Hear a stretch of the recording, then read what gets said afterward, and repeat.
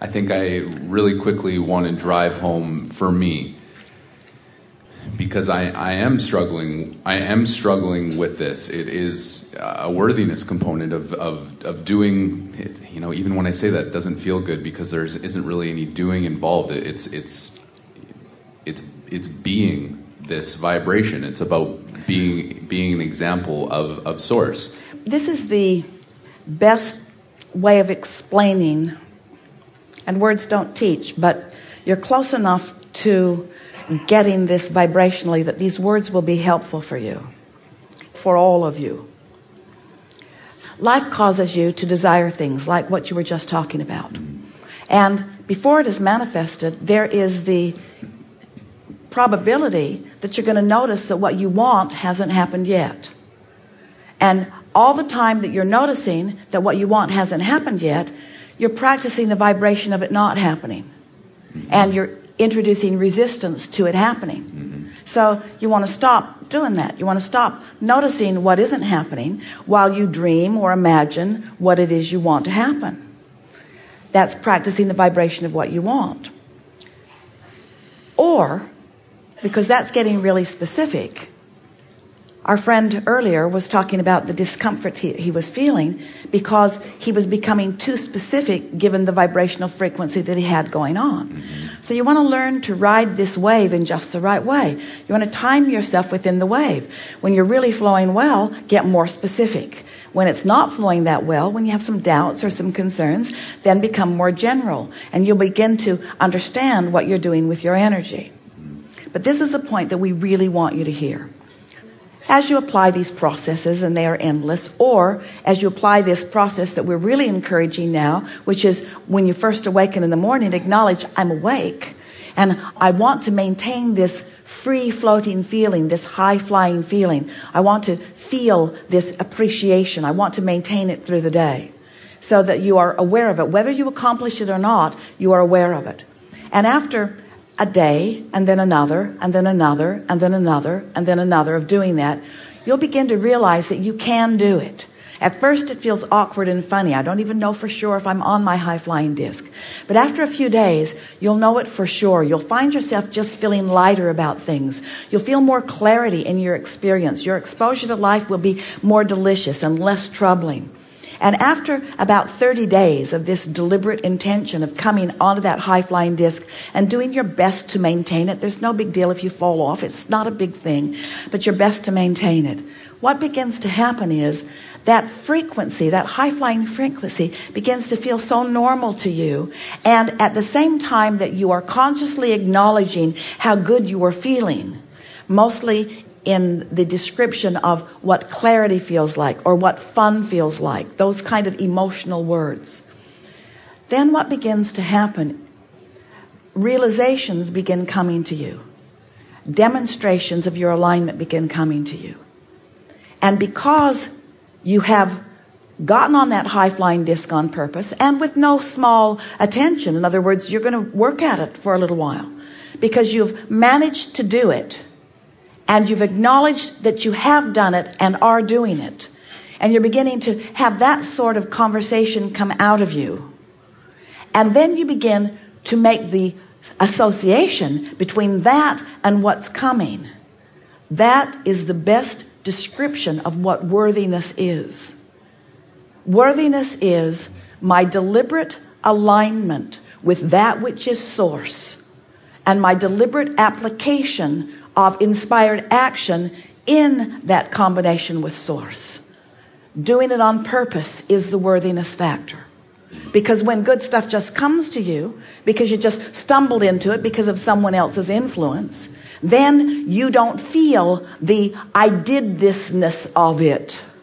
Esther would say when something wonderful would happen, I did that, because she knew that she had tuned herself to the frequency, that life had caused her to want it, and that she had found a way to tune herself to what she wanted. And as the realization, as the revelation of it began to occur to her, I did that. I did that. That's where that feeling of worthiness comes. We are so all in this together, and humans have themselves so tangled up in proving their worthiness. We don't want you to prove it. We just want you to live it. We just want you to know it. We just want you to expect it. So the more you take note of what's going on, then the more you practice the vibration of that. Esther had a spectacle of hummingbirds for several days while she was in Del Mar, sitting on her deck. And the hummingbirds were freakish. They were behaving in ways she had never known them to behave. They were making big spirals in the sky for her. Sometimes 2 or 3 or 4 or 5 of them would create a vortex. One day, she was watching the loop-de-loops in the sky with these hummingbirds that were so small, they would get up there so far, she could barely make them out. And when she acknowledged it, she let out a sort of yodel down the canyon. She was feeling such exhilaration. And one of them came right to her nose, and just hovered there, and just hovered there, and just hovered there, as if to say, we are glad you got the point.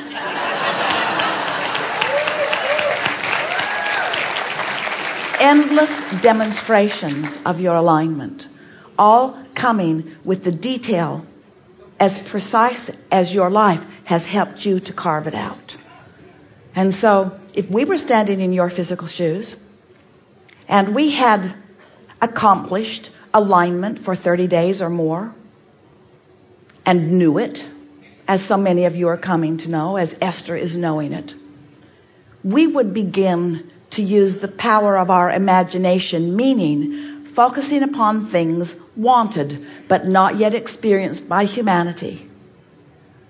And when you find yourself savoring the thought, Esther was standing in her garden the other day looking at some plants, and she fixated on a particular succulent that was unbelievable in color. She could not believe what it was producing right before her eyes. And she stood looking at it, and the words that came to her mind were, I'm feasting my eyes on this. And she's never said those words out loud, but she could feel herself enjoying, savoring the deliciousness of that which she was looking at. That's what we wish for you. We wish for you to be tuned into this frequency so that those non-physical beings like us, who are peering through you at all times, can let you know how we feel when you see what you see. So that you can know how we feel when you eat what you eat. So that you can know how we feel when you know what you know. In other words, when you allow yourself that tuning, that's what we're talking about all day, every day. You are all extensions of source energy. No exceptions. It's just you're a little out of whack, tuning-wise, you see. And so, as you stop challenging yourself or stop comparing yourselves, and instead you let your relationship with the source within you be not just primary, not just dominant, but your sole intention. Alignment first and then. High-flying disc and then. High-flying disc and then. High-flying disc and then I'll play with my grandkids. High-flying disc and then I'll have conversations with those I love. High-flying disc and then I'll walk and then I'll look and then I'll smell and then I'll hear. High-flying disc and then. High-flying disc and then. You won't be wondering about your worthiness for long, because the things that are coming to you, and it's not just big things like things that you've planned. You bought a ticket, you got on the plane, you came here, the ship's good, yay.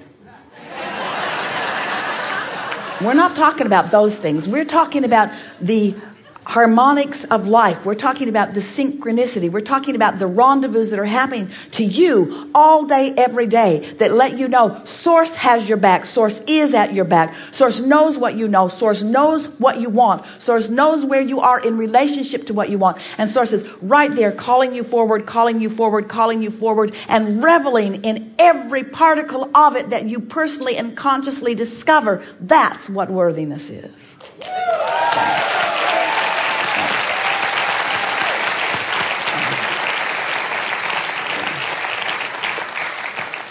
Just got to practice.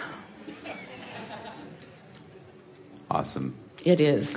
Can I ask one more quick question? Yes. No. Can Abraham do any impressions?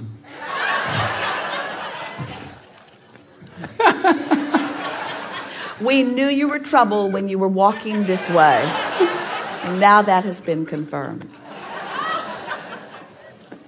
Can you do any impressions? Of course. Get out.